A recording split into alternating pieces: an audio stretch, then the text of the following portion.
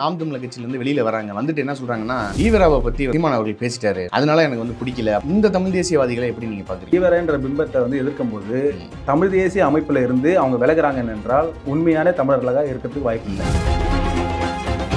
அவரை ஏன் எதிர்த்து பேசணும்? நீங்க தமிழ் தேசிய அரசியலை பேசுங்க, உங்கள் கொள்கைகளை பேசுங்க. ஈவரா என்ற ஒரு தனி மனிதரையும் அவருடைய கொள்கையையும் விமர்சனம் பண்ண வேண்டிய தேவை என்ன இருக்கு? இங்க நீ ஜெட்டி போட்டீங்கன்னா அது காரணம் ஈவரா தான். இன்னைக்கு நம்ம ரெண்டு பேரும் உட்காந்து பேசிருக்கோம்னா அது ஜெட்டி இல்லைங்க, அவங்க கோமணம்னு சொன்னாங்க. ஏதோ ஒண்ணு வாத்தாளுக்கு ரவிக்க போட்டது எங்க ஈவரா தான். உங்களுக்கு நீ இன்னைக்கு உட்காந்து டிபேட்ல பேசிட்டு இருக்கோம்னா அதுக்கு காரணம் ஈவரா தான். தமிழ்நாட்டை தாண்டி கேரளாவிலோ ஆந்திராவிலோ கர்நாடகாவிலோ ஏன் இந்த திராவிடம் இல்லை? அங்கெல்லாம் ஏன் இல்லைன்னா அவன் அந்த மொழி மாநிலமாக அவன் மொழியின் அடையாளமாக அவன் அப்படியே இருக்கிறான். இல்லை, இவங்கெல்லாம் அந்த மொழிவாரி மாநிலம் பிரிக்கப்படும் போது நாங்கள் ஆந்திராவுக்கு போல, நாங்கள் இவ்வளவு நாளா தமிழ்நாட்டிலே இருந்தோம், நாங்கள் இங்கேயும் இருந்துரும் தானே சொல்லியிருக்காங்க. தொழில இருங்க, எல்லா முன்னெடுத்துக்கும் கூட இருங்க, அமைச்சரவையில் இருங்க, முதலமைச்சராக இருந்து ஆள்வதுன்னு எப்படி? இப்ப ஈவரா மேல எந்த தப்பும் இல்லையே, அவரோட இனத்துக்கு உண்மையா இருக்காரு. தமிழர்கள் ஏன் அவர் பின்னாடி அதுக்கு தானே இப்ப எங்க அண்ணன் உடைக்கிறாரு. தமிழர்கள் ஈவராவோட கொள்கையை ஏத்துக்கிட்டு நீங்க சீமான் திட்டாருன்னு எந்த தமிழன் இன்னைக்கு அமைப்பு வச்சுட்டு வந்தான் சீமான் அண்ணன் விட்ட முற்றிக்கிறது. அப்ப யாருமே தமிழர் இல்லையா? யாருமே தமிழர் கிடையாது, எல்லாருமே தெலுங்கு. சீமான் அண்ணன் புகைப்படத்தை சதிச்சு வச்சிருக்காங்க. மேல ஒரு புகைப்படம் இருக்கு, அந்த புகைப்படத்தை பாட்டு யாருக்கு கேட்கறாங்க, யாருக்கு தெரியலன்றாங்க. கீழே இருக்குது யாரு கேட்டா சீமான்றாங்க. ஏன்னா நீங்க யாருக்கு எதிராக போராட வந்தீங்கன்னா அந்த தலைவரை தெரியுது, நீங்க போராடுறது கூட்டம் வந்த தலைவரை தெரியல. பட்டேல் தமிழர் இல்ல, காந்தி தமிழர் இல்ல, நேரு தமிழர் இல்ல, இதெல்லாம் சொல்ற. பெரியார் மட்டும் ஈவேரா மட்டும் எப்படி தமிழர் தலைவரா மாறினாரு? தமிழ் சமூகத்தினுடைய விடுதலைக்காகவும் போராடல, ஆனா ஈவேரா போராடினாரு சொல்றாங்க. போராடுற நீ தான் சொல்லிட்டு இருக்க, அப்ப போராடவே இல்லையா? தமிழ் சமூகத்துக்கு யாருன்னா நாகப்பா படைச்சு தெரியுமா? எஸ் ராமசாமி படையாச்சேரி நிறைய பேருக்கு தெரியாது. எஸ் ராமசாமி படையாச்சே தெரியல, சாதனை பண்ணவர். கருணாநிதிக்கு தலைவர் இல்லாதனால இப்ப ஈவேரா தூக்கி வைக்க வேண்டிய சூழ்நிலை கருணாநிதி ஏற்பட்டது. இல்லைன்னா ஈவேராவை திமுகவை ஏத்துக்காது. சீமானன் வச்ச விமர்சனத்தை விட திமுக காரங்க அந்த 10 ஆண்டுகளுக்கு மேல வச்ச விமர்சனம் தான் அதிகம். இதை மறைக்கிறாங்க. தமிழர்கள் ஈவேரா அவர்களை ஏற்றுக்கொள்ளலாமா வேண்டாம்? இல்ல, தமிழர்களுக்கு ஈவேரா தேவையில்லை. ஏன்னா தமிழை காட்டுமிரேன்னு சொல்லவர் உங்களுக்கு எதுக்கு? தமிழை விட்டு விடு சனியன்னு சொன்னது உங்களுக்கு எதுக்கு? தமிழில் முட்டாள்களின் பாசன்னு சொல்றது எதுக்கு?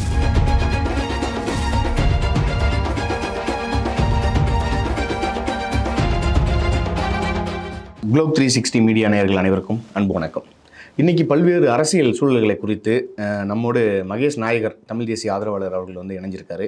அவரோடு இன்றைய அரசியல் சூழ்நிலைகள்லாம் எப்படி இருக்குது, அதை பற்றிய ஒரு கண்ணோட்டம். இன்றைக்கி தமிழர்கள் விசஸ் திராவிடர்கள் அப்படிங்கிற ஒரு அரசியல் தொடர்ந்துக்கிட்டே இருக்குது. தொடர்ச்சியாக நாம் தமிழர் கட்சியினுடைய தலைமை ஒருங்கிணைப்பாளர் திரு சீமான் அவர்களுமே ஈவேரா பெரியார் அவர்களை பற்றியும் பல்வேறு கருத்துக்களை வச்சுக்கிட்டு இருக்காரு. அதை பற்றிய ஒரு கலந்துரையாடலை இந்த நிகழ்ச்சியில் நம்ம பார்ப்போம். முதல்ல நிகழ்ச்சிக்குள்ளே மகேஷ் நாயகர் அவர்களை வரவேற்போம். வணக்கம். வணக்கம். இப்போ தொடர்ச்சியாக நம்ம எல்லாமே பார்த்துருப்போம். தமிழ் தேசிய களத்தில் ஒன்றாக நம்ம பயணிச்சிருப்போம். நிறைய தமிழ் தேசிய அரசியலை இங்கே நம்ம பேசியிருப்போம்.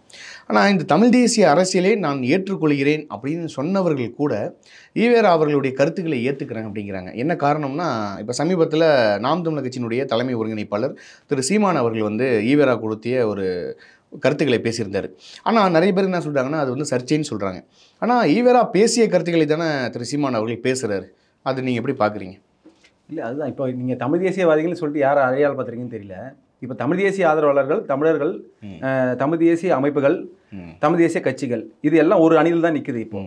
ஏன்னா நீங்கள் திருமுருகன் காந்தியை குறிப்பிடுறீங்கன்னு நினைக்கிறேன். நான் திருமுருகன் காந்தியை மட்டும் குறிப்பிடல, இன்னும் நிறைய பேர் பார்த்தீங்கன்னா நாம் தமிழர் கட்சியிலேருந்து வெளியில் வராங்க. வந்துட்டு என்ன சொல்கிறாங்கன்னா, ஈவேராவை பற்றி சீமான் அவர்கள் பேசிட்டாரு, அதனால எனக்கு பிடிக்கல அப்படின்னு பதிவு போட்டதெல்லாம் நம்ம பார்த்துருக்கோம். இந்த தமிழ் தேசியவாதிகளை எப்படி நீங்கள் பார்க்குறீங்க?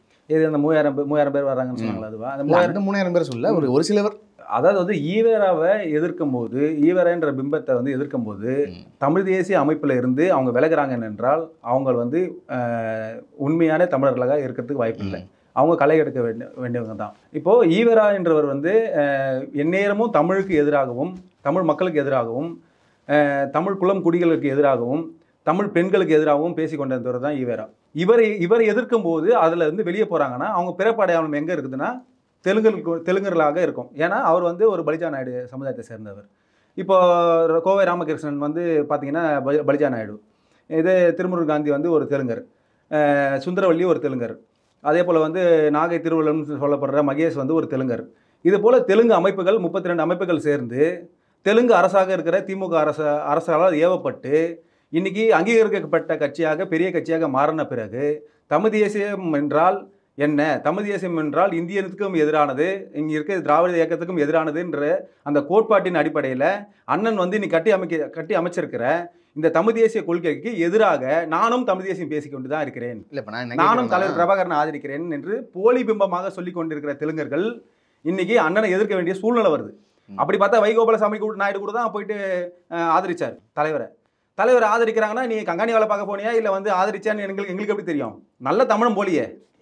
இன்னைக்கு இப்போ சீமானந்தன் கூட கட்சி ஆரம்பிக்கும் போது என்ன சொல்றாரு, நான் என்னடா அங்கே 1.5 லட்சம் பேருக்கு மேலே கொண்டு குடிக்கிறாங்க, இங்கே நான் நின்று போராடிட்டு இருக்கேன், நான் இங்கேருந்து அனுப்பப்படுற மருந்துகளை தடை செய்யப்படுறது, நான் இங்கேருந்து அனுப்புகிற ரத்த பொட்டலங்களை ஷூ பூட்ஸ் காலால் எட்டு மிதித்து உதைச்சி தள்ளுறாங்க, என்னடா இங்கே வாழக்கூடிய அரசு நம்ம தலைவர் நினைச்சோம், இங்கே ஆள்ற தலைவர்கள்லாம் நம்ம தலைவர் நினைச்சோம், இங்கே ஆரம்பிச்சிருக்க தலைவர்கள்லாம் நம்ம தலைவர் நினைச்சோம், எல்லாருமே நம்மளுக்கு எதிராகவே செயல்படுறாங்களே, இவங்கெல்லாம் யாருன்னு பிறப்படையாளத்தை தேடும் போது தான் இவங்க எல்லாருமே தெலுங்குகளா இருக்கிறாங்கன்னு சொல்லிட்டு தான் அண்ணன் வந்து தனக்குன்னு ஒரு கட்சி வேணும், தனக்குன்னு ஒரு அமைப்பு வேணும்னு சொல்லிட்டு தொடங்கப்படுது நாம் தமிழர் கட்சி. அப்போ ரத்தத்திலிருந்து உருவார கட்சி நாம் தமிழர் கட்சி.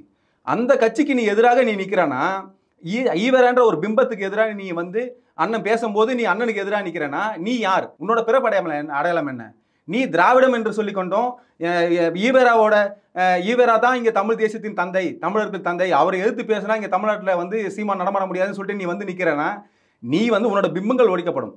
எந்தெந்த திராவிட இயக்கங்கள் வந்து நீ வந்து ஈவேரா தான் இங்கே வந்து பெரிய அறிவாளி போலவும், ஈவேரா தான் இங்கே பெரிய தலைவர் போலவும், சீமான் வந்து ஈவேராவை எதிர்த்து பேசிவிட்டாருன்னு சொல்லிட்டு நீ வந்து என்னதான் போராட்டம் பண்ணாலும் இன்னைக்கு உங்களோட பிம்பங்கள் அம்பலப்படும். இன்னைக்கு முதல்ல இருந்த தமிழர்கள் இன்னைக்கு இல்லை.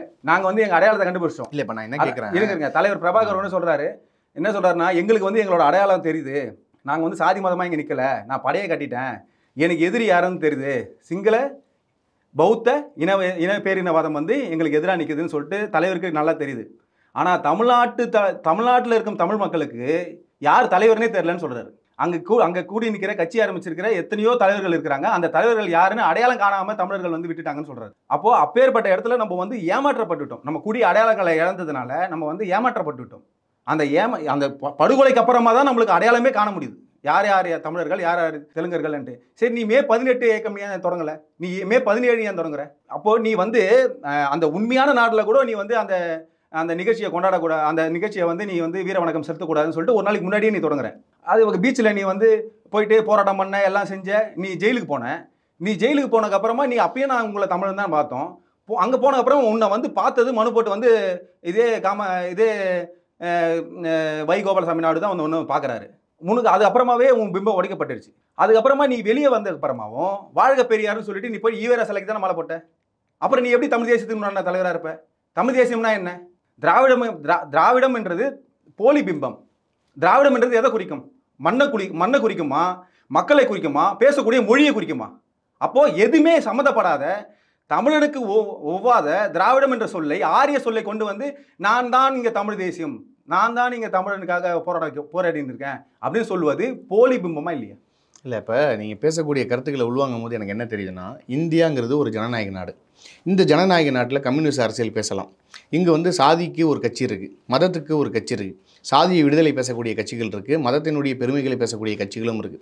அப்படி இருக்கும்போது நீங்கள் தமிழ் தேசிய அரசியலில் முன்னெடுத்து வரும்போது ஏன் திராவிட அரசியல் இருக்கக்கூடிய ஈவேரா அவர்களை, திராவிட அரசியலினுடைய ஒரு ஆணிவேராக, ஒரு பிம்பமாக, ஒரு பெரும் அடையாளமாக ஈவேரா அவர் இருக்கார், அவரை ஏன் எதிர்த்து பேசணும்? நீங்கள் வந்து தமிழ் தேசிய அரசியலை பேசுங்க, உங்கள் கொள்கைகளை பேசுங்க, உங்களுடைய சித்தாந்தங்களை பேசுங்க.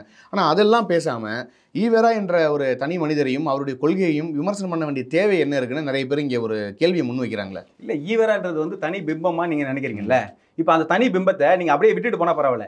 இங்கே நீ வந்து ஜெட்டி போட்டினா அது காரணம் ஈவேரா தான். இன்னைக்கு நம்ம 2 பேரும் உட்காந்து பேசிருக்கோம்னா அது ஈவேரா இல்லைங்க, அவங்க கோமனன்னு சொன்னாங்க. அது ஏதோ ஒன்று, உங்கள் ஆத்தாளுக்கு வந்து ரவிக்க போட்டது எங்கள் ஈவேரா தான். இந்த ஈவேரா கொள்கை தான், திராவிட கொள்கை தான். உங்களுக்கு நீங்கள் இன்றைக்கி உட்காந்து டிபேட்டில் பேசிட்டு இருக்கோன்னா அதுக்கு காரணம் ஈவேரா தான். அதுக்கப்புறமா வந்து நீங்கள் வந்து தாழ்த்தப்பட்ட சமூகமாக இருந்தீங்க, உங்களை உயர்த்த இருந்தது ஈவேரா தான். உங்களுக்கு இடப்பங்கடி கிடச்சதுன்னா அது ஈவேரா தான். எல்லாமே ஈவேரா தான் சொல்லும் போது தான் இங்கே வந்து நம்மளுக்கு சிக்கல் உருவாகும். ஆனால் இப்போ ஈவேராவும் போராடி இருக்காரா? ஈவேரா எதுவுமே போராடலைங்க. அவர் முன்னுக்கு பின்னு முரணானவர். என்ன முரணா? நான் ஒரு உதாரணத்துக்கு ஒன்று சொல்கிறேன். அவர் வந்து 1930க்கு முன்னாடி வந்து இஸ்லாமியர்கள் வந்து இந்த மண்ணின் மைந்தர்கள்னு பேசினவர். அதுக்கப்புறமா திருப்பி 60 காலகட்டத்துக்கு அப்புறமா வந்து ஏன் வந்து இஸ்லாமியர்கள் வந்து நீங்கள்லாம் வந்து பாகிஸ்தானுக்கு போங்க, நீங்கள்லாம் எங்கேருந்தா வந்தவங்க அப்படின்னு ஏன் பேசணும்? அப்புறம் வந்து நம்ம வந்து பிராமணர்களை எதிர்க்கிறோன்னு சொல்லிவிட்டு இது இஸ்லாமியர்களை ஆதரிப்பது என்பது சாணி மேலே காலை வைக்க பயந்து மலத்தின் மேலே காலை வச்சதுக்கு சமம்னு எதுக்கு சொல்லணும்? அப்போ நீங்கள் இவ்வளோ அசிங்க பிடிச்சவங்களா இருக்கீங்க, நீங்கள் உங்கள் முன்னுக்கு பின்னு முரணாக இருக்கிறீங்க. திருவள்ளுவருக்கு திருக்குறளுக்கும் மாநாடு நடத்திட்டு அந்த இடத்துல வந்து தங்கத்தட்டில் வச்ச மலம்னு சொல்கிறாரு. அதில் வந்து ஒரு சில இதில் வந்து நம்ம எப்படி வந்து எல்லா தலைவர்களையும், ஏன்னா நீ என்னையை கூட ஏற்றுக்காத, அதே போல் வந்து திருக்குறளையும் நீ மொத்தமாக ஏற்றுக்கணும்னு அவசியம் இல்லை. ஏன்னா அதுலேயும் வந்து ஒரு சிலது வந்து தேவையில்லாததெல்லாம் இருக்குது. அதெல்லாம் விட்டுட்டு திருக்குறளை சொல்கிறதுக்கு நீ யார்? இன்னைக்கு உலக பொதுமறையாக இருக்காதா இல்லையா திருக்குறள்? அப்படி வந்து இந்த மொழியை சிதைப்பது, இந்த மொழியை அழிப்பது, இந்த மொழியை வந்து நாசம் செய்வது, நீ வந்து தமிழை காட்டு மிராண்டி மொழி, தமிழ் சனியனை விட்டு ஒழிங்க, தமிழ் முட்டாள்களின் பாஷை அப்படின்னு சொல்வது எப்படி பார்க்கறது? இல்லை, இப்போ திராவிடம் என்று சொன்னாலே 5 மொழிகளுடைய கூட்டு தான் திராவிடம்னு சொல்கிறாங்க. கன்னடம், மலையாளம், துளு, அதுக்கப்புறம் பின்பாக தமிழ் அப்படின்னு சொல்கிறாங்க. ஆனால் தமிழ்நாட்டை தாண்டி கேரளாவிலோ ஆந்திராவிலையோ கர்நாடகாவிலோ ஏன் இந்த திராவிடம் இல்லை? இல்லை, அதுதான் சொல்கிறேன். இப்போது அங்கெல்லாம் ஏன் இல்லைன்னா அவன் அந்த மொழியின் மாநிலமாக, அவன் மொழியின் அடையாளமாக அவன் அப்படியே இருக்கிறான். இங்கே தமிழ்நாட்டில் இப்போது எல்லாருக்குமே இந்தியா முழுக்க மதமாக பிரிக்கப்பட்டிருக்கா, இல்லை சாதியாக பிரிக்கப்பட்டிருக்கா, இல்லை மொழியின் அடிப்படையில் பிரிக்கப்பட்டிருக்கு? மொழியின் அடிப்படையில் பிரிக்கப்பட்டிருக்கு. எல்லாருமே இப்போ நம்ம மெட்ராஸ் மாநகரமாக நம்ம எல்லாம் ஒன்றா இருந்தோம். யார்? கர்நாடகா, ஆந்திரா, தெலுங்கானா முழுக்கொண்டு இன்னைக்கு இருக்க கேரளா, தமிழ்நாடு எல்லாம் ஒன்றா இருந்தோம்.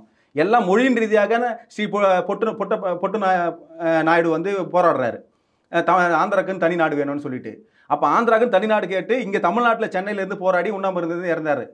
சரிங்களா? அப்போ ஆந்திரான்ற ஒரு நாடு உருவாயிடுச்சு, உனக்குன்னு ஒரு நாடு உருவாயிடுச்சு. அப்போ நீ அங்கே ஆட்சி அதிகாரத்தை செலுத்துறது வந்து நியாயமான இருக்கும். தமிழ்நாடுன்ற எங்கள் நாடு தனி நாடாக ஒன்று உருவாகும் போது அங்கே சுதந்திர பெற்ற இந்தியாவில் இன்னைக்கு ஒரு தமிழன் கூட முதலமைச்சராக வர முடியாது. எப்படி? இல்லை, இவங்கெல்லாம் அந்த மொழிவாரி மாநிலம் பிரிக்கப்பட போது நாங்கள் வந்து ஆந்திராவுக்கு போல, நாங்கள் இவ்வளோ நாளாக தமிழ்நாட்டிலே இருந்தோம், நாங்கள் இங்கேயே இருந்துரும் தானே சொல்லியிருக்காங்க. அதான், நீங்கள் இங்கேயே இருங்க, தொழிலில் இருங்க, எல்லா முன்னெடுத்துக்கும் கூட இருங்க, அமைச்சரவையில் இருங்க. முதலமைச்சராக இருந்து ஆள்வதுன்றது எப்படி? நாடு என்னது, பேசுகிற மொழி என்னது? நீயும் இங்க தமிழ்ல பேசினா தானே உனக்கு ஓட்டு கிடைக்கும். நீ தெலுங்குல பேசி ஓட்டு கிடைக்குமா? அது வேணா KKSSR வேணா அவர் வேணா போய் தெலுங்குலயே ஓட்டு கேட்கறாங்க. அவர் தெலுங்குலயே ஓட்டு கேட்பாரு. ஏன்னா மானம் கெட்டவன் தானே அங்க இருக்கிற தமிழெல்லாம். அப்படி இருக்கும்போது அவர் தெலுங்குலயே ஓட்டு கேட்கட்டும்ன்றேன். நான் என்ன சொல்றேன், 234 தொகுதியில் அப்ப நீங்க தெலுங்குலயே ஓட்டு கேளுங்களேன். அப்புறம் இவர் என்ன பேசுறதுன்னு தெரியல, யாருக்கு ஓட்டு போட்டோம். அப்போ இங்க தமிழ்நாட்டில் முதலமைச்சராக நாங்கள் தமிழர்கள் தான் இருப்போம்னு சொல்றோம். நீ அமைச்சரவையில் இடம் பெறுன்ற அப்படி இருக்கிற இடத்துல நீங்க சமூக நீதினு பேசுறீங்கல்ல. 8 அமைச்சருக்கு மேலே வந்து எப்படி வந்து ஒரு தெலுங்கு பேசக்கூடியவர்களே வந்து அமைச்சராக இருக்க முடியும்? இப்போ நான் என்ன கேட்குறேன்னா, தமிழர்கள் தான் பெரும்பான்மையான சமுதாயம், அதில் வன்னியர் சமுதாயம் பெரும்பான்மை. நீங்கள் எப்படி பாருங்களேன், கிட்டத்தட்ட 32 அமைச்சர்கள் இருக்காங்க. அதில் 8 பேர் வந்து தெலுங்கை தாய்மொழியாக கொண்டு இருக்காங்க. மீதி இருக்கக்கூடிய 24 அமைச்சர்கள் தமிழர்கள் தானே. அதான் அது போதும்னு நினைக்கிறீங்களா? ஏன் அது போதாதா? போதாது தானே. இப்போ நியாயப்படி பார்த்தா 8 அமைச்சர்கள் வந்து வண்டியர்களுக்கு மட்டுமே தனி சமூகத்துக்கு மட்டும் இருக்கணும். பறையர்களுக்கு மட்டும் கிட்டத்தட்ட 6% அமைச்சர்கள் இருக்கணும். அவங்க 2 சீட்டு தான் கொடுக்குறாங்க, அதுவும் பொது தொகுதி கூட கொடுக்க மாட்டேங்கிறாங்க கூட்டணி கட்சிக்கு. அதுதான் கொடுக்க மாட்டாங்க. முதல்ல பொது தொகுதியில கேட்டு திருமாவளவன் பெற்றாரா இல்ல அவங்களா கொடுத்தாங்களா? இவர் கேட்டே கொடுக்கலையே, கேட்டு வாங்கினாங்க. இப்ப பாலாஜின்னு ஒருத்தர் வந்து எம்எல்ஏ இருக்காரு. இல்ல, அது சட்டமன்றத்தில் கொடுத்தாங்க, பாராளுமன்ற தொகுதியில கொடுத்தாங்க. பாராளுமன்றத்தில் தரவே மாட்டாங்க. இருக்குது 40 தொகுதி, அதுல உனக்கு தனி தொகுதியில் தான் கொடுப்போம். உனக்குன்னா பொது தொகுதியில் கொடுத்து உனக்கு எம்பி ஆகும். இல்ல, சாதியை ஒழிச்சு ஈவேராவுடைய கொள்கையை ஏத்துக்கிட்ட திமுக இதை பண்ணலாமா? சாதியை ஒழிக்கலையே, சாதி அவங்க கோமனுக்குள்ள தானே வச்சிருக்காங்க. தமிழ் சாதி மட்டும் தானே ஒழிச்சாங்க. அவங்க சாதி அவங்க கிட்டே தான் இருக்கு. அவங்க என்னைக்கு சாதியை ஒழிச்சாங்க? அது இப்ப நான் உங்ககிட்ட கேட்கறேன், சாதி ஒழிப்புன்னு சொல்லிட்டு அப்புறமா தன்னோட பேருக்கு பின்னாடி ராமசாமி நாயக்கர்ன்ற பேருக்கு பின்னாடி அந்த நாயக்கர்ன்ற பேர் எடுத்ததுக்கு அப்புறமா ராமசாமி எழுதுனது என்ன தெரியுமா? நாயக்கர்கள் நாமசாற்றப்படுகிறார்கள், நாயுடு சமுதாயர்கள் எல்லாருமே ஒன்று சேர்ந்து நம்ம இனத்துக்காக போராட வேண்டும். இன்னும் முட்டாளாவே இருக்காதீங்க, இடப்பங்கீடுக்கு எல்லாருமே வந்து போராடி தன்னோட இடஒதுக்கீடை வாங்குங்க. அப்ப இது சொல்லும்போது உங்களோட பலத்தை நீங்க காட்ட வேண்டிய சூழ்நிலைக்கு வந்துட்டீங்கன்னு சொல்லிட்டு நாயுடு சொல்லும் போது மட்டும் உனக்கு இன்னைக்கு இல்ல, அதுதான் சொல்றேன். இவன் சொல்லும்போது எனக்கு என்ன தோணுதுன்னா, அப்ப ஈவேரா மேல எந்த தப்பும் இல்லையே, அவரோட இனத்துக்கு உண்மையா இருக்காரு. தமிழர்கள் ஏன் அவர் பின்னாடி போகணும்? தமிழர்கள் தான் முட்டா. அதுக்கு தானே இப்ப எங்க அண்ணன் உடைக்கிறாரு அந்த பிம்பத்தை, போலி பிம்பத்தை. அதனால தானே உடைக்கிறோம். இப்ப நாங்க வந்து பல வருஷமாவே நாங்க ஈவேரான்றது வந்து, நீங்க வந்து ஈவேராவோட பின்னால தமிழ்நாட்டை சேர்ந்தவர்கள் போயிட்டு அவருடைய கொள்கைகளை ஏத்துக்கிட்டு, இதே தமிழ் குடியில் பிறந்த தமிழர்கள் ஈவேராவோட கொள்கையை ஏத்துக்கிட்டு இன்னைக்கு சீமான் திட்டாருன்னு எந்த தமிழன் இன்னைக்கு வந்து அமைப்பு வச்சுட்டு வந்தான் சீமான் விட்ட முற்றிக்கிறதுக்கு? அப்ப யாருமே தமிழர் இல்லையா? யாருமே தமிழர் கிடையாது, எல்லாருமே தெலுங்கர்கள். அவங்க எல்லாருமே பெரியார் திராவிட கழகம், தமிழர் திராவிட கழகம், தந்தை பெரியார் திராவிட கழகம். எத்தனை திராவிட கழகம்? அத்தனை திராவிட ஒருத்தர் தலைவர் தான் இருக்கீங்க. உங்களுக்கு தொண்டனே ஒருத்தன் கூட கிடையாது. நீங்க ஆளுக்கு 10 பேர் இட்டு வந்தா கூட 32 பேர், ஆளுக்கு 10 பேர் இட்டு வந்தா கூட அங்க 320 பேர் வந்திருப்பீங்க. வந்தது 100 பேர் கூட இல்லை. அதில் வந்து பாதி பசங்களுக்கு வந்து நான் எதுக்காக வந்தேனே தெரியலன்றாங்க. ஒரு அம்மாவுக்கு வந்து எந்த தலைவர் கூட்டு வந்தாருன்னு சொல்லிட்டு மேலே ஒரு புகைப்படம் இருக்குது, கீழே ஒரு புகைப்படம் இருக்குது. சீமானான புகைப்படத்தை சதிச்சு வச்சிருக்காங்க. மேலே ஒரு புகைப்படம் இருக்குது. அந்த புகைப்படத்தை பார்த்து யாரும் கேட்குறாங்க, யாரும் தெரியலன்றாங்க. உங்களை யார் கூட்டு வந்துங்கிறது அந்த தலைவரோட தொண்டர் தான் ஒருத்தர் கூட்டு வந்தாருன்றாங்க. அப்போ கீழே இருக்குது யாரும் கேட்டால் சீமான்றாங்க. ஏன்னா நீங்கள் யாருக்கு எதிராக போராட வந்தீங்கன்னா அந்த தலைவரை தெரியுது, நீங்கள் போராட்டத்தை கூட்டு வந்த தலைவரை தெரியல. இதுதான் உங்களோட லட்சணம். பணத்தை கொடுத்துட்டு கூட்டு வந்து அங்கே நிற்க வச்சிங்க. உங்களுக்கு என்ன கிடக்குது? ஈவராக்காக ஓட்டு வங்கி எங்கே இருக்குது? அப்படின்னா நீங்கள் தமிழர்னு சொல்லிட்டு ஓட்டு கேட்கறது பதிலாக ஈவராவை சொல்லியும் திராவிட கொள்கையை சொல்லியும் நீங்கள் ஓட்டு கேட்குறது தானே. நீங்கள் ஓட்டு கேட்கும் போதெல்லாம் நீங்கள் தமிழன் ஆகிடுவீங்க. ஓட்டு கேட்டு நீங்கள் முதலமைச்சர் ஆகிட்டக்கு அப்புறமா வாழ்க பெரியார், வாழ்க திராவிடன்னுவீங்க. இது திராவிட மாடல்னுவீங்க. திராவிடம்ன்றது தமிழ் இல்லை, மாடல்ன்றது தமிழ் இல்லை. தமிழ் சிதைப்பது தானே உங்களோட வேலை. இப்போ 10.5 ஒதுக்கீடை வந்து மேலும் உறுதி செய்வோம் வன்னியர்களை ஏமாத்துறதுக்கு. எடப்பாடியார் வந்து கொடுத்தது தவறு தான். கடைசி காலகட்டத்தில் 6 மாதத்துக்கு முன்னாடி டக்குன்னு தீர்மானம் நிறைவேற்றி 10.5% வன்னியர்களுக்கு 20 ஒதுக்கீடு கொடுத்தாச்சுன்னு சொல்லிட்டு கொடுத்துட்டீங்க. அதை நாங்கள் பெறதுக்குள்ள அதை நாங்கள் அனுபவிக்கிறதுக்குள்ள உடனே திமுக அரசு வந்த உடனே என்ன காரியம் பண்ணாங்க தெரியுமா? இருக்கிற தேவர் அமைப்புகள் எல்லாரும் அவங்களுக்கு சார்ந்து இருக்கிற தேவர் அமைப்பு, கல்லர் அமைப்பு, மறவர் அமைப்பு எல்லாம் தூண்டி விட்டு அதுக்கு பின்னாடி ஒளிஞ்சு கொண்டு இருந்த இதே கருணாநிதி குடும்பத்தை சேர்ந்த இசைவேளாளர் சமுதாயம் அவங்களும் கூட சேர்ந்து வழக்கு போட்டு ஒரு இசைவேளாளர் தான் இந்த 10.5 நிறுத்திட்டாரு தெரியுமா? எந்த கல்லர் மறவருக்கு வந்து வன்னியர்களுக்கு 10.5 கொடுத்தா அவனுக்கு கசக்குது? என் கூட பிறந்தவன் நீ 10.5 வாங்கினியா, வாங்கி வச்சுக்கிடா, எனக்கு 11 கொடு, உன்னோட உரிமை நீ கேட்டு போயிரு, நானும் வந்து போராடுறேன், என்னோட உரிமைக்கு நீ கூட துணை நில்லு, அதுதானே சொல்லணும். நான் என்ன கேட்குறேன், இந்த 20% இடஒதுக்கீடுல வன்னியர்கள் 20% அனுபவிச்சாங்களா? அதுக்கு உண்டான சென்சஸ் வந்து இந்த தமிழக அரசு கொடுக்குமா? நான் சொல்கிறேன் 3லேருந்து 5% கூட நாங்கள் பயன்படுத்தலை. நாங்கள் 3% எப்படி ஒரு டீன்லாம் ஒரு அரசு மருத்துவமனைக்கு ஒரு டீனே இசை வளராக வராது எப்படி? அந்த இடத்துல ஏன் ஒரு வன்னியர் வரவே இல்லை? நீ எம்பிசி பட்டியலில் நீ வந்து ஒழிஞ்சிக்கிட்டு நான் என்ன கேட்குறேன், FC, BC, MBC, SC, ST இந்த 4 இந்த பட்டியல்கள் இருக்குது. இந்த பட்டியல்களில் பலிஜா நாயுடும் வருவார், தோட்டிக்கார நாயுடுவும் வருவார், அதுக்கப்புறம் வந்து வலைக்கார நாயுடும் வருவார், பொட்டுக்கார நாயுடும் வருவார். இது போல் எல்லா நாயுடும் அதில் வந்துருவாங்க. இப்போ ஆந்திராவில் இதே நாயுடுங்களாம் ஆந்திராவில் இருக்காங்களே, இன்னி வரைக்கும் தமிழே தெரியாது. அவங்களுக்கு தெலுங்கு மட்டும் தானே தெரியும். நீ தானே இங்கேயே தங்கிட்ட, நீ தானே தமிழ்நாட்டிலே தங்கிட்ட, சுதந்திர பெற்ற இந்தியாவில் இங்கேயே தங்கிட்ட. அவன் அங்கேருந்து வீடு காலி பண்ணி நீங்கள் வந்துட்டானா அவன் அதே பொட்டுக்கார நாயுடுன்னு அவன் 20 பயன்படுவான். இது இப்போ தமிழர்கள் முட்டாளாக்கப்படலையா? இடப்பங்கடியில் தமிழர்கள் முட்டாளாக்கப்படலையா? தமிழர்களை முட்டாளாக்குவது யாருன்னு நினைக்கிறீங்க? தமிழக அரசு, இந்திய அரசு எல்லாம் சேர்ந்து தான். இப்போ நான் என்ன கேட்குறேன், தனி பட்டியல் கொடுங்கன்றேன். தெலுங்கர்களுக்கு தனி பட்டியல் கொடுங்க. நான் தமிழ்நாட்டிலேருந்து இதே வல்னியர், இதே பள்ளி பையன், நான் ஆந்திராக்கோ எங்கே போனாலும் நான் ஓபிசியாக தானே போகிறேன். அப்போ அங்கேருந்து இங்கே வரவன் இப்போ பட்டியல் ஆல்ரெடி இருக்கிறான். அந்த ஒட்டுமொத்த அந்த நாயுடு சமுதாயமும் எம்பிசிலையும் இருக்கான், எம்பிசிலையும் இருக்கான், எஸ்சியில் இருக்காங்க, எஸ்டியில் இருக்காங்க, எல்லாத்துலேயுமே இந்த தெலுங்கர்கள் இருக்காங்க. அவங்க யார் ஆந்திராவிலேருந்து இங்கே கிளம்பி வந்தாலும் என் நேரடி பட்டியலில் வந்துடுவாங்க. இது எப்படி சமூக நீதி? அப்போ இந்த தெலுங்கர்களை தமிழர்கள்னு சொல்லாமல் அவங்களை தனி பட்டியலை போட்டு, தமிழர்கள் எல்லாரும் ஒரு பட்டியலை போட்டு எனக்கு 69% கொடு, மிச்ச சதவீதம் வாங்கு, அரசுகிட்ட இருந்து பெற்றுவாங்க, இல்லைன்னா 100% மாற்று. வாழ்றது 100 பேர், நீ 69ன்ற வாழ்றது 100% தானே. அது எப்படி 60% மாறும், 69% மாறும்? அப்போ 100% இடஒதுக்கீடு மாற்றி அதுல இருந்து நீ தெலுங்கர்களுக்கு எத்தனை சதவீதம் இருக்கிறாங்களோ சென்சஸ் எடுத்து நீ சாதி வாரி கணக்கெடுப்பு எடுத்து நீ நடத்திட்டு கொடுத்துட்டு போன்றேன். அவனுக்கு இங்கே இடப்பங்கீடு கொடு, ஆனால் தனியாக வச்சு கொடு, எதுலேருந்து கொடுக்காத. இப்போ பறையர்கள்ட்ட இருந்து இருக்கிற 21%, நீ 21% நீ எப்படி வந்து 3% எடுத்து நீ அருந்ததிற்கு கொடுத்த? இல்லை 18 விழுக்காடுலேருந்து 3 விழுக்காடு, 18 விழுக்காடுலேருந்து 3 விழுக்காடு எப்படி அருந்ததிற்கு கொடுத்த? என்ன அடிப்படையில் கொடுத்த? எந்த சென்சஸில் கொடுத்த? அப்புறம் பிசி பட்டியலிருந்து இஸ்லாமியர்களுக்கு மட்டும் 3.5% கொடுத்த. அது எந்த சதவீதத்தில் கொடுத்த? இப்போ அதில் ஒரு சிக்கல் என்னன்னா, பிசியில் வந்து ராவுத்தர்கள் கிடையாது. அப்போ ராவுத்தர் வந்து எஃப்சியில் போகிறாங்க. அப்போ நீ இஸ்லாமியர்கள்னு சொல்லப்படுற, அப்போ யாரு கொடுத்த? பட்டாணி கொடுத்தியா? எப்படி மாற்று மொழிகளுக்கு மட்டும் தேடி கொடுக்குறீங்க? அப்போ எங்கால கூட்டு போயிட்டு நீ ராவுத்தர் மட்டும் கூட்டு போயிட்டு நீ எஃப்சியில் போட்ட? அந்த தனிப்பட்டியலில் கூட எங்கால வரமாட்டான். உங்களுக்கு அவ்வளோ காழ்ப்புணர்ச்சி தமிழர்களை பார்த்தா. இல்லை அதே ஈவேரா ராமசாமி நாயக்கர்னு நீங்கள் சொல்கிறீங்க, ஆனால் தமிழ்நாட்டில் அவர் பெரியாரை தானே பார்க்குறாங்க. யாருமே அவரை ராமசாமி நாயக்கராக பார்க்கலையே. இல்லை, நாங்கள் வந்து ஈவேராவை தான் பார்க்குறோம். ஒன்றும் அவன் தலைவராவோ தந்தையாவெல்லாம் யாரும் ஏற்றுக்கல. தந்தைனா எவனுக்கு தந்தை? அவன் தானே. தந்தை பெரியார் தானே மூச்சுக்கு 300 தடவை சொல்கிறாங்க. எனக்கு தந்தை வந்து காமராஜர் இருக்காரு, எனக்கு எஸ் ராமசாமி படையாச்சர் இருக்காரு, மாணிக்கவேல் நாயக்கர் இருக்காரு, தேவரையா இருக்காரு, இமானுவேல் சேகரன் இருக்காரு. எனக்கு எத்தனையோ தந்தை எனக்கு இருக்காங்க. உனக்கு தந்தை யாரோ நீ நீ வச்சுக்க, எனக்கு அது சம்மந்தம் கிடையாது. இல்லை, ஒட்டுமொத்த தமிழர்களுக்கும் தந்தையாக இருந்து தான் இன்னைக்கு சமூக நீதியை பெற்றுக் கொடுத்தாரு, பெண்ணிய விடுதலையை பெற்றுக் கொடுத்தாரு, சாதிய ஏற்றத்தாழ்வுகளை கலைத்தார் அப்படின்லாம் இன்னைக்கு பேசுகிறாங்களே. முதல்வர் அவர்கள் சொல்கிறாங்க, தமிழ்நாட்டுடைய முதல்வர் பேசுகிறாரு. சரி, சாதிய ஏற்றத்தாழ்வில் கழிச்சிட்டாரு. நம்மளுக்கு மேலாளர்கள் இஸ்லாமியர்கள், அப்புறம் கிறிஸ்துவர்கள், நம்பில் கீழானவர்கள். அந்த கீழானவர்கள் யாரு? இது ஈவரால் தானே. நம்பில் மேலானவர் யாரை நீ சொல்ற?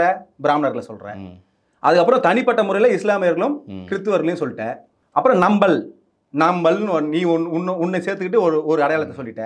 அதுக்கு நம்பில் கீழானவர்கள், அந்த கீழானவர்கள் யாரு? அப்ப நீ மேலே கீழே நீ ஏன் பேசுன? உன் விடுதலை வந்ததா இல்லையா? அன்னைக்கெல்லாம் நீ சாதியை தூக்கி போட்டதானே? உங்ககிட்ட ஏற்றத்தாழ்வு இல்லை தானே? யாரு வந்தாலும் சாதி கேட்குற நீ? எங்க ஐயா துரைமுருகன் வந்தாலும் சாதி கேட்குற. இல்ல, இதே ஈரோடுல நீதிமன்றத்துல ஒரு டபாலி அவர்கள் எங்க ஐயா துரைமுருகன் வந்து உன்னை நேரில் முதல்ல சந்திக்கக்கூடிய வாய்ப்பு கிடைக்குது. அவர் சினிமா துறைக்காக தான் அங்கிருந்து வர்றாரு. எம்ஜிஆர் தான் அவருக்கு முதல்ல நல்ல பழக்கம். அது மூலியமா தான் கருணாநிதியும் பழக்கம். அது மூலியமா அண்ணாதுரை பழக்கம்.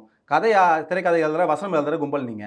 அந்த சினிமா நடிகருக்காக வந்தார ஒரு வன்னியர்ன்ற ஒரே காரணத்துக்காக சினிமா துறையில் எங்க ஒரு வன்னியை போயிட்டு பெரிய ஆளா வந்துடக்கூடாது, இவன் கலரா இருக்கான் அழகா இருக்கிறான்னு சொல்லிட்டு அவனை வளர்த்து விடாம கட்சி இயக்கம்னு சொல்லிட்டு இங்கே காலேஜ் படிக்கும் போது அவரை வந்து இளைஞருக்கு பட்டாலும் அவர் பின்னாடி இருக்கு, அவரை கட்சி சார்ந்து அவர் இயங்க வச்சிங்க. இப்போ சினிமாவில் போனால் ஆட்சி அதிகாரத்தை பெற முடியுமா, அரசியலில் போனால் ஆட்சி அதிகாரத்தை பெற முடியுமா? இன்னைக்கு சினிமாவும் அப்படி தானே இருக்கு. இல்லை, அன்றைய சூழலில் தமிழர்கள்கிட்ட ஆட்சியும் அதிகாரம் இருக்கணும்ட்டு துரைமுருகன் அவர்கள் அரசியலுக்குள்ளவான்னு கூட சொல்லியிருக்கலாமே.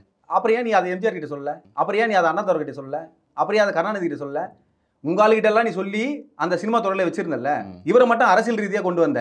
அதை நான் சொல்றேன். நீ வந்த அப்புறமா உங்களுக்கு எல்லாரும் பழக்க மாட்டாங்க. அதில் ஈவராவும் உனக்கு பழக்க மாட்டாங்க. உனக்கு ஈவரா கூட போயிட்டு ஒரு முதல் வாட்டி போய் சந்திக்கும் போது இவர் வேலூர்காரன்னு சொல்லி பழக்கப்படுத்துறாங்க. உன் பேர் என்னப்பா தம்பின்னு கேட்கும்போது துரைமுருகன் சொல்றாரு. நீ என்ன சாதி எடுத்தவனே? இது யார் சொன்னது? நான் சொல்லலை, எங்க ஐயாவே சொன்னது தான், துரைமுருகன் ஐயாவே சொன்னது. நீ என்ன சாதின்னு கேட்டாரு. நானும் வன்னியர் தாங்க ஐயா அப்படின்னா. நீ வன்னியர்லாம் பெருசாக நினச்சிக்காத, நீ பழைய மாரி தான். நான் என்ன கேட்குறேன், இப்போ வன்னியர் நான் பெருசாக நினச்சிக்கல, பழைய மாரினா என்னது? உன் எண்ணட்டம் பார்த்தியா? உன் மனசில் என்ன நினச்சிருக்க? பழைய மாரி தான். உங்களுக்கு அந்த விஷயம் புரியுதா? புரியுது. நீங்களும் பழைய மாரி தான். அப்போது உன் மனசுக்குள்ள என்ன? நீ பழைய மாரினா பழைய மாரி நீ கீழானவன் தான். இப்போ இதுக்கு அதான உதாரணம். இல்லை, நீங்கள் எப்படி பார்க்குறீங்க பறையர் சமூகத்தை? பறையர் சமூகம் அறிவு சமூகங்க. பறையர் சமூகத்தில் இருந்த அறிவாளிகள் எவ்வளோ இருந்தாங்க. அவங்க தொல்குடி சமூகம், இந்த மண்ணின் மைந்தர்கள், அவர்களை வந்து நீ கீழானவன்னு பார்க்கறது யாரு? இங்கே இருக்க தெலுங்கர்கள் தானே. நீங்க இப்போ கூட எஸ்.எஸ். ராமசாமி படையாச்சியார இல்லை, நீங்க அப்படி சொல்றீங்க. இருங்க, நீங்க சொல்றீங்க அப்படி. ஆனால் அதே திமுகக்கு தானே இதே பறையர் சமூக மக்கள் வந்து வாக்கு செலுத்துறாங்க. அது தெரியாம தானே வாக்கு செலுத்துறாங்க. பறையர்கள் செலுத்துறாங்க, வன்னியர்கள் செலுத்துறாங்க, இஸ்லாமியர்கள் செலுத்துறாங்க, தேவர் சமூகத்தை. அதை சொல்றேன். இப்போ எஸ்.எஸ். ராமசாமி படையாச்சியார் அவர் வந்து வாழ்க்கையில் அவர் இருக்கும்போது அன்னைக்கு திமுகன்ற கட்சி கிடையாது. 1951 கட்சி ஆரம்பிக்கிறாரு. ஒரே ஆண்டு தான் பரப்புரை. காங்கிரஸ்லேருந்து வெளியே வந்தார். 1951 கட்சி ஆரம்பிக்கிறாரு. ஒரு ஆண்டுகள் பரப்புரையில் 1952 தேர்தல் நடக்குது.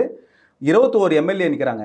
அதில் 4 பறையர்களுக்கு பொது தொகுதியில் சீட்டு, ஒரு தேவர், இதே நாயுடு சமுதாயத்தை சேர்ந்த ஒருத்தர், மிச்சம் எல்லாம் வன்னியர் நிற்கிறாங்க. இத்தனை பேர் நிற்கும் போது 19 எம்எல்ஏ ஜெயிக்கிறாங்க. 2 எம்எல்ஏ தான் தோக்குறாங்க. மாணிக்கவேல் நாயக்கர் வந்து 6 தொகுதி போட்டி போடுறாரு. 6 தொகுதியிலும் வெற்றி பெறுறாங்க. இப்போ இவங்க 2 பேரும் மக்கள் தலைவன் கிடையாதா? அது பறையர் சமுதாயம் வந்து இந்த படையாச்சி சமுதாயம் ஓட்டு போடலையா? அப்போ நாங்கள் ஒத்துமையாக தானே இருந்தோம். படையாச்சார் காலத்தில் ஒத்துமையாக இருந்தது. இந்த தெலுங்கர்களான திராவிட ஆட்சிகள் வரும்போது நாங்கள் ஏன் பிளவுபட்டு நிற்கிறோம்? அப்போ இதுக்கு காரணம் வந்து இந்த திராவிட இயக்கங்கள் தானே. எங்களை என்னது ஊடு 2 பட்டா கூத்தாடிக்கு கொண்டாட்டம் போல எங்கள் 2 பேர் ஊட்டி நீ பிரித்து விட்டுட்டு நீ கூத்தாடி நீ கொண்டாடிட்டு இருக்க. படையாச்சார் ஜெயிச்சார்ல, படையாச்சார் சொன்னதை பறையர் மக்களும் வன்னியர் மக்களும் கேட்டான்ல, அப்படியே கேட்டு தானே ஓட்டு போட்டு ஜெயிக்க வச்சாங்க. அப்போ மக்கள் தலைவன் யாரு? ஈவராமசாமி நின்று ஜெயிச்சிட முடியுமா? இதே போல நீ நிற்கிறதுனா நீ ஏன் தேர்தல் அரசியல் வரவே இல்லை? ஏன்னா உனக்கே தெரியும் எந்த மாவட்டத்துக்கு போனாலும் செருப்படி வாங்கிட்டு இருந்தேன். இது உண்மையா இல்லையா? எல்லா மாவட்டத்துலையும் நான் கேட்குறேன், நல்லா நீங்கள் யாராக இருந்தாலும் பதில் சொல்லுங்கள். ஈவராசாமி மாவட்டத்துக்கு போய் செருப்படி வாங்கி அந்த செருப்பு எல்லாத்தையும் பொறுக்கிட்டு வந்து அதே திராவிட கழக மேடையில் வச்சு விற்பாரா, விற்க மாட்டாரா? அப்போனா என்ன அர்த்தம்? நீ மக்கள் தரணும் கிடையாது, ஒன்றும் கிடையாது. நீ போகிற இடம்லாம் செருப்படி வாங்கிட்டு வந்து அந்த செருப்பத்தை வந்து விற்றுட்டு. இதுதான் உன்னோட வரலாறு. அப்புறம் நீ என்ன சமூக நீதி பெற்று கொடுத்த? சாதியை எங்கே நீ ஒழிச்ச? சாதியை ஒழிக்கிறதா இருந்தா நான் ஒரு சும்மா ஒரு உதாரணத்துக்கு கேட்குறேன். இப்போ வந்து அது ராணிப்பாட்டையில் 2 வன்னியர்களை வந்து ஒரு 6 பறையர்கள் சேர்ந்து கொளுத்திட்டாங்க. இப்போது அவன் வந்து பறையராகவும் இவன் வன்னியராகவும் இருக்கிறதுனால தானே கொளுத்திட்டானுங்க. சண்டை நடந்தது. ஒரே சமூகத்துக்குள்ளே கொளுத்திக்கலையே. இவன் பாட்டாளி மக்களை கட்சியில் இருக்கான், அவன் விசிகா கட்சியில் இருக்கான். 2 பேருக்குமே சாதி உணர்வு இருக்கிறதுனால தானே இப்போ கொளுத்தனா. சாதி உணர்வு எப்படி இருக்கு? கொளுத்திக்கிற அளவு இருக்குது. ஒருத்தனை கொலை பண்ணுற அளவுக்கு இருக்குது. எங்கே சாதி ஒழிச்ச? பெண்ணிய விடுதலை. நீ வந்து காலிப்பையில் திரிஞ்சிட்டு இருக்கும்போது ஈரோட்டில் வந்து அவரே சொன்னது தான், நான் சொல்லலை. நான் ஈரோட்டில் நான் காலிப்பையனாக இருந்தேன். ஏன்னா அவங்க வந்து நாகம்மக்கிட்டே அவர் சொல்கிறாரு, ஏம்மா நீ என்னை கல்யாணம் பண்ணிட்டீங்கன்னா நான் காலிப்பைய, நான் கொஞ்சம் அப்படி இப்படி இருப்பேன், நீ என்னை போய் கல்யாணம் பண்ணிட்டீங்கன்னா உன் வாழ்க்கை தான் கெட்டு போவோம் அப்படின்னு இவர் தான் சொல்கிறாரு அந்த அம்மா கிட்ட. பரவாயில்ல, நான் நலாயனியாக வாழ்றதுக்கு நான் தயார் அப்படின்னு சொல்லிட்டு தான் நம்ம கல்யாணம் பண்ணிக்கிறாங்க. நலாயனின்னா என்ன அர்த்தம் தெரியும்ல, அப்படி வாழ்றது தயார்னு சொல்லிட்டு தான் அந்த அம்மா கல்யாணம் பண்ணிக்கிறாங்க அவரை. நீ அப்படியேப்பட்ட காலிப்பையனா நீங்கள் இங்கே திரிஞ்சிட்டு கிடக்கும் போது இந்த அம்மா யார், இன்னைக்கு விஜய்னு ஒருத்தர் முளைச்சி வந்திருக்காரு பாருங்க, அவர் தத்துவ தலைவராக வச்சிருக்கிற கடலூர் அஞ்சலை அம்மாள் ஜெயிலில் இருந்தாங்க. பிரசவத்தோட வெள்ளைக்காரன் தூக்கிட்டு போய் ஜெயிலில் போட்டான். ஜெயிலையே குழந்தைய பெற்று அதுக்கப்புறமா 17 மாதங்கள் ஜெயிலே வளர்க்குறாங்க குழந்தைய. இவங்க போராளியா? இவங்க அந்த பெண்ணிய சுதந்திரம் தடுக்கப்பட்டுருச்சா? அவங்க கணவர் நீ ஏமா போய் போராட்டம்லாம் பண்ணிட்டு பேர் குழந்தை குட்டியோட நீ வந்து வீட்டில் பெற்று போட்டு கிடப்பியா, போய் ஜெயிலில் போய் கிடப்பியா? அடக்கலையே, வீரமங்கையாக தானே இருந்தாங்க. எப்போ நாங்கள் பெண்ணை வந்து ஒடுக்கி வச்சுருந்தோம், அடக்கி வச்சுருந்தோம்? இல்லை, இப்போ நீங்கள் கேட்கும்போது ஒரு கேள்வி ஒன்று வருது. இப்போ வன்னியர் சமூகத்தை சார்ந்த அஞ்சலி அம்மாவை ஏன் பாட்டாளி மக்கள் கட்சி இது வரைக்கும் எந்த ஒரு இடத்துலையும் பேசலை? இல்லை, பாட்டாளி மக்கள் கட்சியும் வந்து இடப்பங்கீடுக்காக அவங்க போராடி வந்தாங்க. அவங்க வந்து எங்களோட முன்னோர்களுக்காக நாங்கள் கட்சி ஆரம்பிச்சோன்னு வரல. அவங்க இப்போ இடப்பங்கீடு அந்த நேரத்துக்கு தேவையானதுக்காக இடப்பங்கீடுக்காக தேடி அவங்க போராட்டம் பண்ணி அவங்க அதுக்காக வந்தாங்க. அந்த சமகாலத்தில் வந்தவங்க எல்லாருமே பார்த்தீங்கன்னா ஈவராவே தத்துவ தலைவராக வைப்பாங்க, மார்க்ஸையும் தத்துவ தலைவராக வைப்பாங்க, அம்பேத்கரையும் தத்துவ தலைவராக வைப்பாங்க. இது போல் தத்துவ தலைவர்களை வச்சுட்டு அவங்க கட்சி ஆரம்பித்தாங்க. அவங்க எந்த வன்னியர் முன்னோர்களை பற்றி பேசணும்னு அவங்களுக்கு அவசியம் கிடையாது. ஏன்னா அதெல்லாம் ஃபேஷன் மாதிரி ஆயிடுச்சு. ஈவரா, மார்க்ஸ், அம்பேத்கர். அதாவது தன் இனத்தை சார்ந்த, தன் சமூகத்தை சார்ந்த எவரையுமே இவர்கள் தலைவராக ஏற்றுக்கொண்டு தமிழ் மக்களிடத்தில் வந்து தெரிவிக்காமல் ஈவேரா அவர்களையும் மார்க்ஸ் அவர்களையும் இப்படி பல்வேறு சமூகத்தை சார்ந்தவர்களையும் பிற மாநிலத்தையும் பிற நாட்டையும் சார்ந்தவர்களை தலைவர்களாக ஏற்கும் போது தானே அந்த பிரச்சனை இங்கே வருதுன்னு. இல்லை, அந்த நேரத்தில் ஆரம்பித்தவங்க மொத்த பேர் அப்படி தானே பண்ணாங்க. எல்லாருமே ஈவரை வைப்பாங்க, கேட்டால் அது சமத்துவம் பெண்ணி விடுதலைன்னுவாங்க. மார்க்ஸை வைப்பாங்க, அது ஏன்னா முதலாளித்துவத்துக்கு எதிரானதுன்னுவாங்க. அம்பேத்கரை வைப்பாங்க, கேட்டால் சட்டத்துக்கு உண்டான தலைவர்னுவாங்க. இப்படி வந்து அது இப்போ அண்ணன் திருமாவளவனும் அப்படி தான் ஆரம்பித்தார். இது போல் வந்து அந்த நேரத்தில் ஆரம்பிக்கப்பட்ட கட்சிகள் வந்து இது மூணுத்தையும் வச்சா மட்டும் தான் அது ஒரு கட்சியாகவே அங்கீகரிக்கப்படணும்னு அவங்க நினச்சிட்டாங்க மனசுக்குள்ளே. ஆனால் இதில் வந்து எனக்கு அம்பேத்கர் மேலே பெரிய முரண் கிடையாது. ஆனால் ஈவேரா மேலேயும் சரி மார்க்ஸ் மேலேயும் சரி எனக்கு முரண் இருக்குது. மார்க்ஸ் என்ற தத்துவம் வந்து தோத்துப்படுத்த தத்துவம், உலகளாவிய தத்துவம், அது உலகளாவிய தோத்து போன தத்துவம். அது வேற ஒரு டாபிக் இருக்கும்போது பேசுவோம். கம்யூனிஸ்ட் தத்துவன்றது தோத்து போன தத்துவம், அது விட்டுருங்க. ஈவேரா என்ற தத்துவம் வந்து அவர் வாழ்ந்து கொண்டு இருக்கும் போதே தோத்து போன தத்துவம். அவர் வாழும் போதே வந்து மக்களுக்காக நின்னது கிடையாது. மக்கள் வாழும் போதே அவர் மக்களுக்காக இல்லை, வாழும் போதே அவர் எந்த மக்களும் மதிக்கலை அப்படிங்கிறாங்க. ஆனால் இறந்ததுக்கு பின்பாக அவர் பெரிய அடையாளமாக அவர் தமிழ்நாட்டுக்கு அது எப்படின்னு சொல்கிறேன். கருணாநிதி, அண்ணாதுரை இவங்கெல்லாம் வந்து ஈவேரா கிட்டேருந்து பிரிஞ்சு வந்தது காரணம் என்னென்னா, அதான் துரைமுருகன் ஐயா சொல்கிற போல் வந்தார், வேலூருக்கு வந்தார், மணியம்மையை பார்த்தாரு, கூட்டு போயிட்டார். கூட்டிட்டு போயிட்ட அப்புறமா இது வந்து பொருந்தா திருமணம்னு சொல்லிட்டு அண்ணாதுரை கட்சியை விட்டு விலகி வந்தார். அந்த இயக்கத்திலேருந்து வெளியே வந்து இந்த அண்ணா திமுகன்னு ஆரம்பித்தார், திராவிட முன்னேற்ற கழகம்னு ஆரம்பித்தார். ஆரம்பிச்சதுக்கு அப்புறமா ஒன்றே குலம் ஒருவனே தெய்வம்னு சொல்லிட்டு ஈவராக்கு எதிராக தான் செயல்பட்டாங்க எல்லாமே. இவங்க அவங்கள பற்றி பேசாதது கிடையாது, அவர் இவங்களை பற்றி கண்ணீர் துளிகள்னு பேசாதது கிடையாது. இவங்க ரெண்டு பேருக்குள்ள மாற்றி மாற்றி 10 ஆட்டங்கள் மேலே அடிச்சுட்டு தான் இருந்தாங்க, சண்டை போட்டுகிட்டே இருந்தாங்க. அப்போ அண்ணாதுரை வந்து முதலமைச்சராக வராரு. முதலமைச்சராக வந்தவொடனே 2 ஆண்டுகளை இறந்துட்டார். அதுக்கப்புறமா கருணாநிதி முதலமைச்சராக வராரு. முதலமைச்சராக வந்தப்புறம் ஒரு சில ஊழல் நடக்குது. அதை வந்து எம்ஜிஆர் வந்து தட்டி கேட்குறாரு. தட்டி கேட்கும் போது என்ன நடக்குது, அவர் கேட்டுட்டு வெளியே போகும்போதே பொறுப்புலேருந்து விளக்குறாரு கருணாநிதி. விளக்குனோடனே அவர் என்ன பண்ணுறது தெரியாமல் வீட்டுக்கு போனவொடனே மொத்தமாக சில பிச்சு நீங்கள் வந்துட்டான். வந்தவொடனே என்ன பண்ணலான்னு கேட்டவொடனே சரி நம்ம கட்சி ஆரம்பிச்சிடணும்னு அண்ணா திராவிட முன்னேற்ற கழகம்னு ஆரம்பித்தார். அப்போ அது வரைக்கும் இருந்த திமுகவுக்கு ஒரு பெரிய பிம்பமாக இருந்தது வந்து அண்ணாதுரை. அந்த அண்ணாதுரையை இவர் எடுத்துகிட்டு போயிட்டார். அண்ணானாலே எம்ஜிஆர். அதுக்கப்புறமா அண்ணானா எம்ஜிஆர் ஞாபகம் தான் வரும், அண்ணா கருணாநிதி ஞாபகம் போயிடுச்சு. அது போனவனே என்ன நம்மளுக்கு இருந்து ஒரு தலைவர் அதையும் அவர் கொண்டு போயிட்டார். சமீபத்திலேயே அந்த காட்சிகளை நம்ம பார்த்தோம். என்னன்னா அண்ணாதுரை அவர்களை வந்து அண்ணாமலை அவர்கள் விமர்சனம் பண்ணும்போது இந்த பாஜகவை சார்ந்தவர்கள் பண்ணும்போது கூட அதிமுகவினர் பெரிய அளவில் போராட்டத்தில் ஈடுபட்டாங்க. ஆமாம், திமுக பேர் அடையாளத்துக்கு தான் அந்த ஃபோட்டோ இருக்குமே தவிர அண்ணா திராவிட முன்னேற்ற கழகம் தான் அந்த அண்ணாதுரையை வந்து கைப்பற்றிடுச்சு. அதனால அதுக்கப்புறமா எம்ஜிஆர் அண்ணா இது இப்படி வந்து அந்த எம்ஜிஆர்னால அண்ணா ஞாபகம் தான் வரும், அண்ணா ஞாபகம்னா எம்ஜிஆர் வரும், இப்படி போயிடுச்சு. அதனால தான் 13 ஆண்டுக்கு மேலே வந்து அண்ணா திராவிட முன்னேற்ற கழகத்தை வீழ்த்த முடியல திமுகவால். அது வீழ்த்த முடியாத போன காலகட்டத்தில் தான் இவர் ஈவேராவை தூக்கிட்டு வராரு. உனக்கு மேலே ஒருத்தர் இருந்தார்ல, நம்ம கொள்கைக்கு எல்லாருக்கும் தலைவர் அவர் தானே, சரி அவர் தூக்கிட்டு வராரு. இந்த பிம்பமாக தூக்கிட்டு வந்து அதுக்கப்புறமா அவர் தான் ஊருக்கு செலவு வச்சார். கருணாநிதிக்கு தலைவர் இல்லாதனால இப்போ ஈவேரா தூக்கிட்டு வந்து வைக்க வேண்டிய சூழ்நிலை கருணாநிதிக்கு ஏற்பட்டது. இல்லைன்னா ஈவேராவை வந்து திமுகவை ஏற்றுக்காது. ஏன்னா இன்றைக்கி அண்ணன் சீமானண்ணன் வச்ச விமர்சனத்தை விட திமுக காரங்க அந்த 10 ஆண்டுகளுக்கு மேலே வச்ச விமர்சனம் தான் அதிகம். இதை வந்து மறைக்கிறாங்க. திமுகவும் சரி, இதே திக திராவிட கழகமும் சரி, இன்னைக்கு இருக்கிற திராவிட இயக்கங்கள் எல்லாமே சரி, திமுக ஏன் நீங்கள் உங்களை பேசுறது வந்து பேசுங்கன்னு சொன்னால் ஏன் பேச மாட்டாங்க? அவரோட புத்தகத்தெல்லாம் வெளியிடுங்கன்னு சொன்னால் ஏன் வெளியிட மாட்டாங்க? நாட்டு உடைமை ஆக்குங்க, அவரோட சொத்துக்களை நாட்டு உடைமை ஆக்குங்க. எல்லாத்தையும் நீ பூட்டி விட்டு நீ வச்சுக்கிட்டு இதுவும் ஒரு வித அரசியல் தானே. ஈவேராவை எழுதுனதெல்லாம் நீங்கள் வெளியே விட்டீங்கன்னா என்ன நடக்குதுன்னு தெரியாது தமிழ்நாட்டில். அந்த அளவுக்கு கேவலமானது. ஏன்னா அன்னைக்கு வந்து சோசியல் மீடியா கிடையாது. இறுதியாக ஒரு கேள்வி என்னன்னா, தமிழர்கள் ஈவேரா அவர்களை ஏற்றுக்கொள்ளலாமா வேண்டாமா? இல்லை, தமிழர்களுக்கு ஈவேரா தேவையில்லைங்க. ஈவேராவால் தமிழர்களுக்கு எந்த பிரயோஜனமும் கிடையாது. ஏன்னா தமிழை காட்டுமிராண்டின்னு சொல்லவர் வந்து உங்களுக்கு எதுக்கு? தமிழை விட்டுவிடு சனியன்னு சொன்னது உங்களுக்கு எதுக்கு? தமிழில் முட்டாள்களின் பாசன்னு சொல்கிறது எதுக்கு?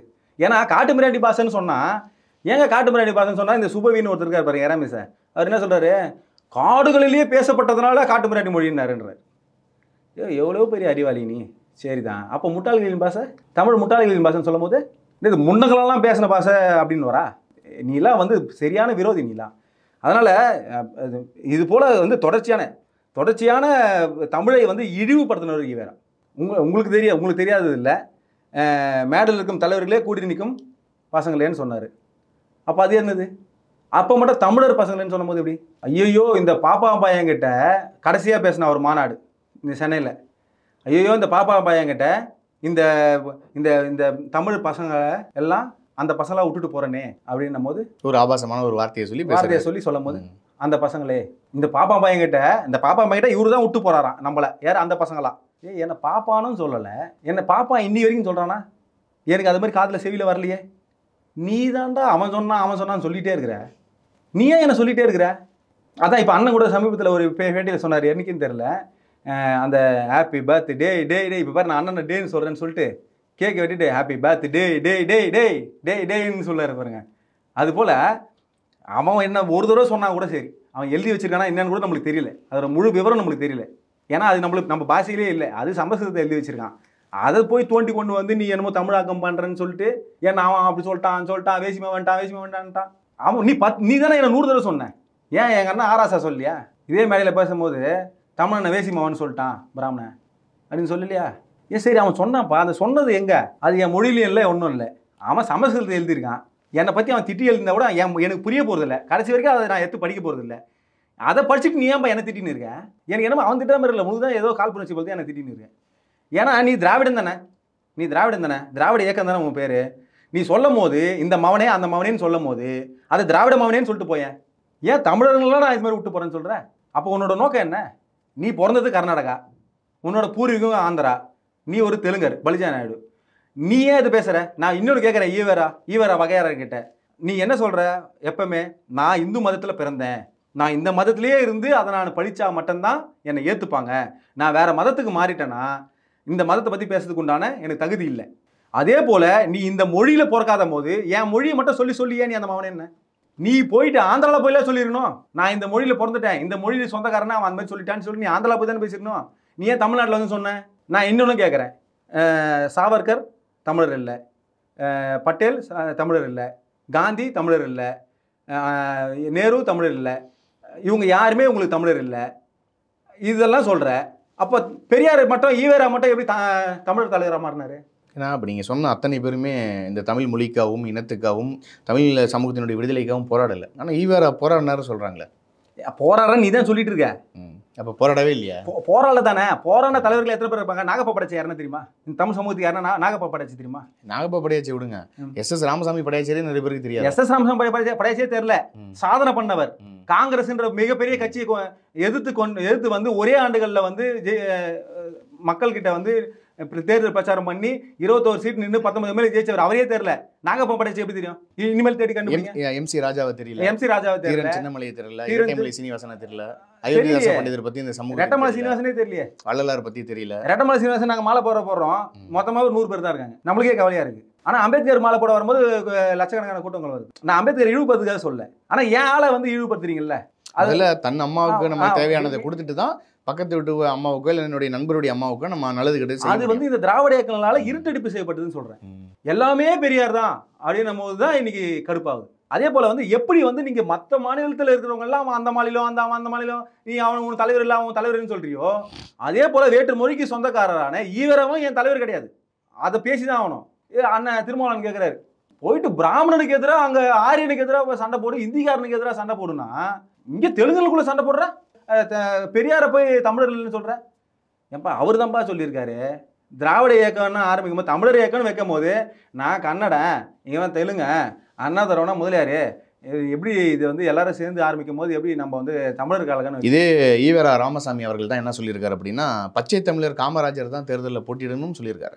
இல்லை அப்போ பச்சை தமிழர்னு அவர் ஒருத்தர் இருக்கார்ல, அப்போ நீ வந்து தெலுங்கர் தானே, தமிழர்னு சொல்லிட்டு போகிறது தானே. இல்லை இதுக்கு முன்னாடி தமிழர்களே இல்லைன்னு சொல்ல வந்துட்டார் பற்றி அவரு.